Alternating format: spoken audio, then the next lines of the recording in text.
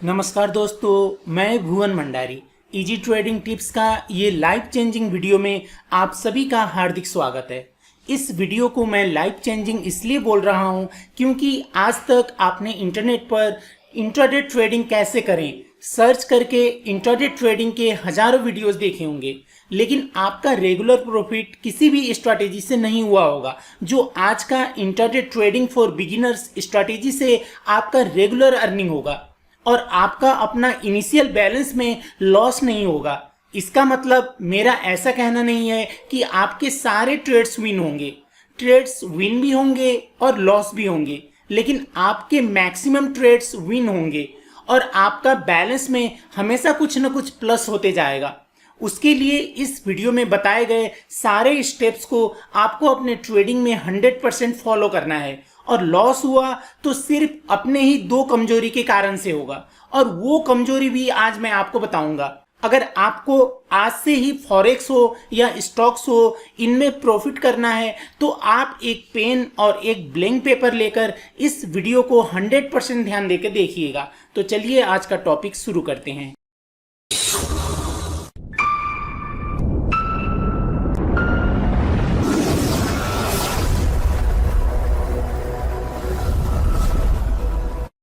शुरू करने से पहले आप सभी से अनुरोध है, अगर आपने अभी तक इस चैनल को सब्सक्राइब नहीं किया है तो प्लीज सब्सक्राइब कर लीजिए और बेल आइकॉन को भी ऑन कर लीजिए, ताकि जब भी मैं कोई नया वीडियो अपलोड करूं तो उसका नोटिफिकेशन आपको तुरंत मिल जाए।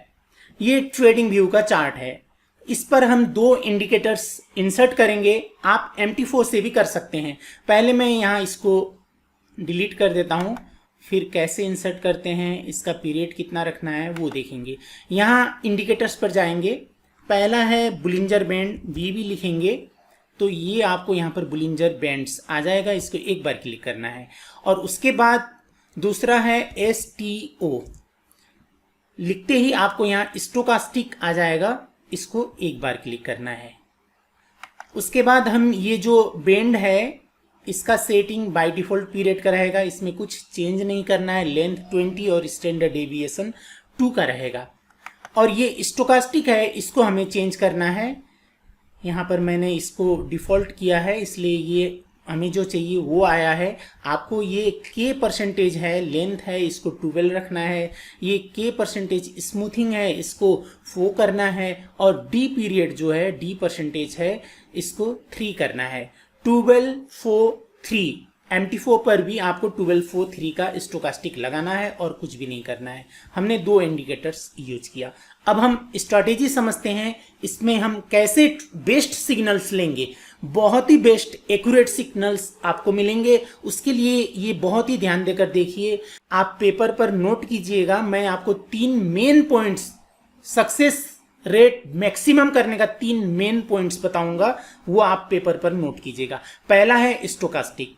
स्टोकास्टिक का शेप इस शेप में आना चाहिए। ये 80 का लाइन है ऊपर और नीचे है 20 का। बाई के लिए 80 का लाइन से एक आपस में बिना टच किए हुए, दोनों लाइंस एक आपस में बिना टच किए हुए यहाँ पर 20 के लाइन पर आना है। आते ही आपको यहाँ पर रिवर्सल पैटर्न देखना है। जैसे यहाँ पर ये बुलिश एंगलफिन बना, ये रेड हैमर भी बना था, उससे अच्छा यहाँ पर बुलिश एंगलफिन बन गया बाद में।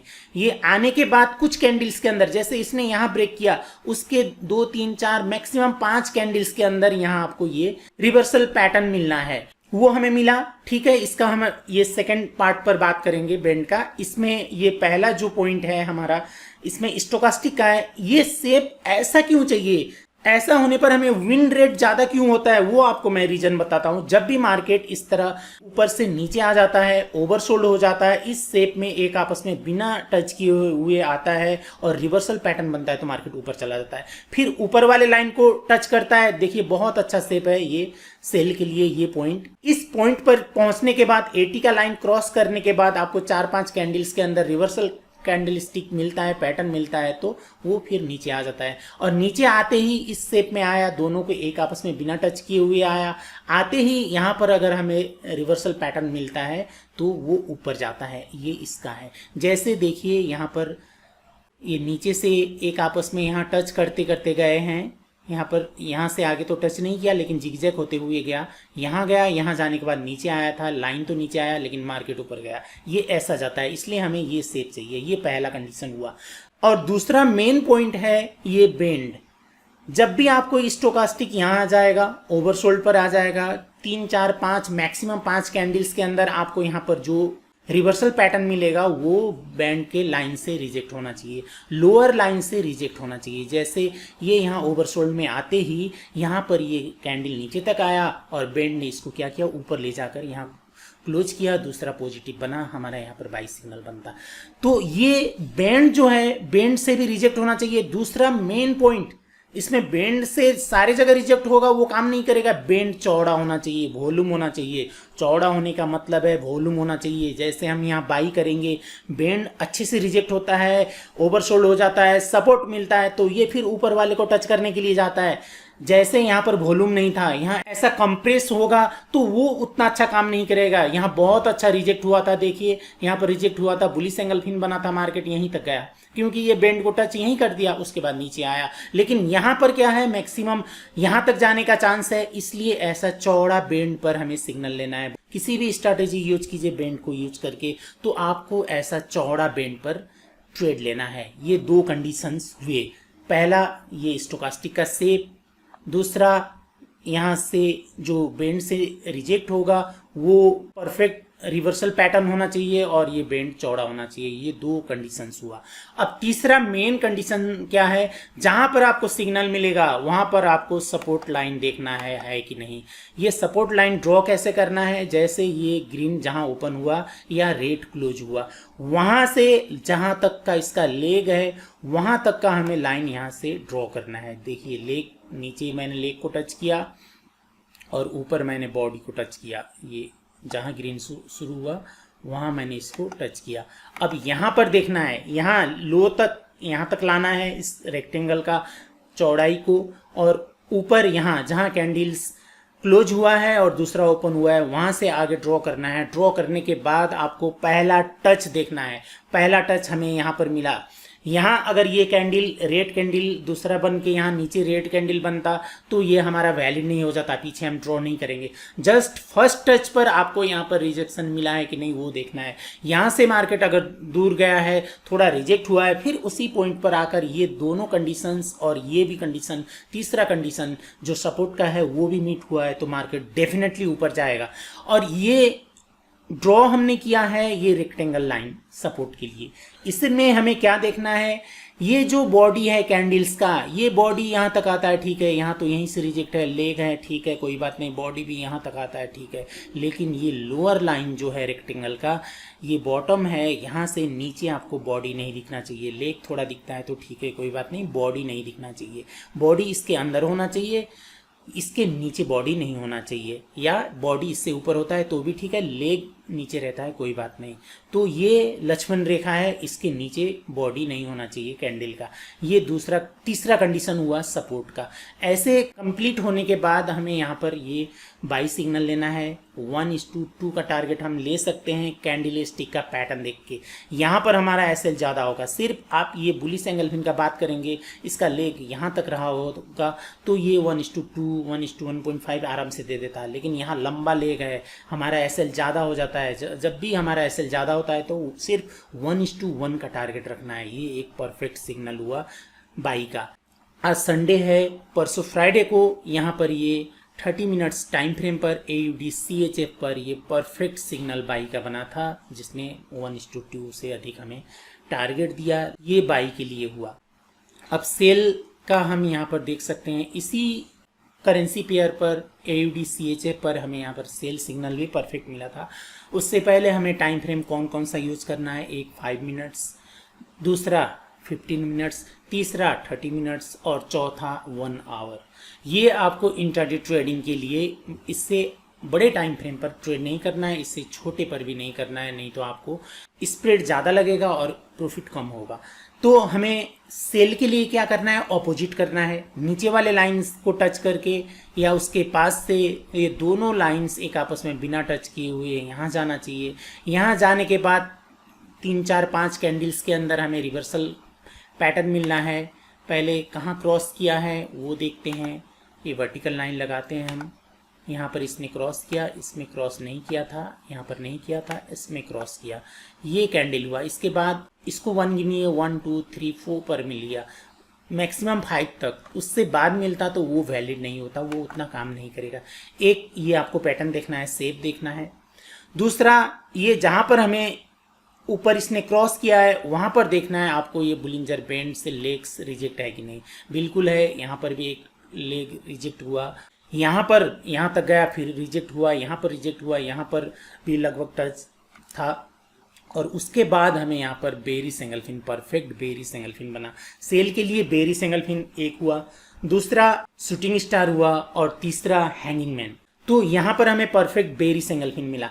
अब ये पहला कंडीशन हमारा कंप्लीट हो गया, ठीक है, अच्छा है। ये 20 का लाइन या उसके पास से थोड़ा सा ऊपर जाता है, 25 का लाइन से भी जाता है तो भी कोई बात नहीं, लेकिन ये सीधा जाना चाहिए, इस तरह लाइन जिग जैग नहीं होना चाहिए, और ऊपर 80 का लाइन को क्रॉस करना ही चाहिए, टच करना ही चाहिए। तो ये पहला कंडीशन परफेक्ट बना। दूसरा कंडीशन, यहाँ पर हमें बैंड से रिजेक्ट होने के बाद यहाँ पर हमें सिग्नल मिला, परफेक्ट सिग्नल मिला, बेरी सिंगल फिन मिला। ये जो बैंड है ये चौड़ा होना चाहिए, बिल्कुल चौड़ा था, यहाँ जैसा सिकड़ा हुआ नहीं था, यहाँ जैसा कंप्रेस नहीं था, तो ये दूसरा कंडीशन हुआ, परफेक्ट था बैंड। अब तीसरा, हम यहाँ जहाँ बॉडी एंड है और जहाँ लेग है वहाँ से हम पीछे को ड्रॉ करेंगे पहला टच के लिए।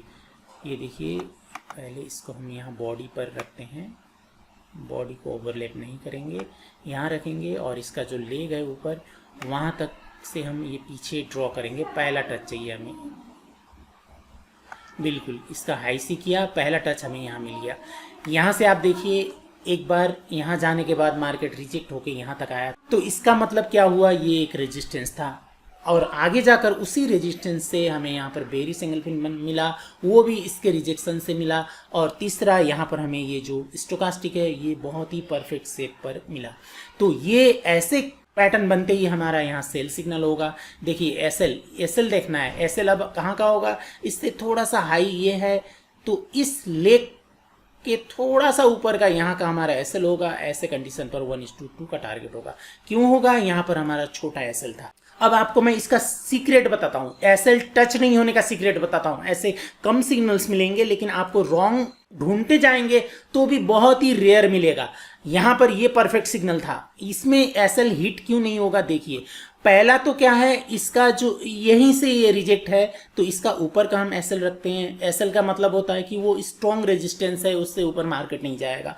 और गया, मुश्किल से गया, इसको ब्रेक किया, एसएल हिट किया, तो दूसरा एसएल क्या है, इससे थोड़ा सा ऊपर है, तो इसके थोड़ा सा ऊपर ये भी रेजिस्टेंस है, इसको ब्रेक किया तो इसको भी ब्रेक करना है हमारा एसएल हिट करने के लिए। तो यहाँ पर हमारा दो स्ट्रॉन्ग रेजिस्टेंस का लेग्स होने के कारण ये आपका जहां से मार्केट रिजेक्ट है उससे पीछे का थोड़ा सा ज़्यादा बड़ा नहीं, एसएल ज़्यादा हो जाएगा, थोड़ा सा ज़्यादा बड़ा लेग है, तो वैसे कंडीशन पर हमारा एसएल बहुत ही रेयर हिट होता है। तो ये आपको मैं सीक्रेट बताया हूँ, ये बहुत से लोगों को नहीं पता है। मैं ऐसे में ट्रेड करता हूँ। बाई के लिए पहले हमने देखा था, उससे थोड़ा सा नीचे का एसएल होता, हमने यहाँ बाई के लिए देखा था। यहाँ पर ये इससे अभी सेल का सिग्नल अच्छा था, क्योंकि यहाँ का हमारा सपोर्ट था, ये थोड़ा इससे थोड़ा सा नीचे तक आ जाता तो ये और स्ट्रॉन्ग होता, तो ये सेल सिग्नल था। अब मैं 2 रीजन कमजोरी बताऊंगा आपको लॉस होने का। इस स्ट्रैटेजी से अगर आपको लॉस हुआ तो वो 2 रीजन से होगा। पहला रीजन है, आज मैंने ये 3 पॉइंट्स बताया, इन पॉइंट्स को आपको बहुत ही अच्छे से याद करना है, पेपर पर लिखना है, होमवर्क करना है, उसके बाद ट्रेड में इंटर करना है। पहला कंडीशन ये हुआ। दूसरा कंडीशन क्या है, अब हमने यहाँ का एसएल रखा है, हमने 1:2 का टारगेट रखा, 15 मिनट्स टाइम फ्रेम है। दूसरा कंडीशन है, आपका ब्रोकर बेस्ड होना चाहिए, बहुत ही लो स्प्रेड वाला होना चाहिए। हमने यहाँ 1:2 का टारगेट रखा है। अगर आपका ब्रोकर अच्छा नहीं है, डिस्टेंस तो 1:2 गया, लेकिन आपको प्रॉफिट 1:1 का होगा, इसलिए लॉस होता है। तो बेस्ट ब्रोकर्स आपको क्या करना है, मैंने नीचे लिंक दिया है, वहाँ जाने के बाद आपको ये डायरेक्ट आ जाएगा, बेस्ट फॉरेक्स ब्रोकर्स का पेज आ जाएगा। यहाँ से आपको ये लो स्प्रेड वाला ये 3 है, आईसी मार्केट्स है, हॉट फॉरेक्स है, HFM और FXTM है। इनमें से मिनिमम देखिए 0 पिप्स है, 0 पिप है, 0.2 पिप्स है। मिनिमम स्प्रेड वाला अकाउंट ओपन करना है। ये नीचे का लिंक से आप अकाउंट ओपन करते हैं तो आज का जो स्ट्रैटेजी है उसमें से आप 1 वीक तक ट्रेड करेंगे। एवरी वीक जितने भी ट्रेड आपने किए हैं उनमें से जितना लॉस गया है वो आपको मैं ईमेल दूंगा, उस पर आप सेंड कर सकते हैं। जिस ट्रेड पर लॉस हुआ है वहाँ कोई कमजोरी रहा होगा आज का स्ट्रैटेजी में तो मैं आपको उसका सुझाव दूंगा, उससे आपका एक्सपीरियंस बढ़ेगा। तो ये था आज का वीडियो। ये वीडियो देखने के लिए आपको बहुत बहुत धन्यवाद।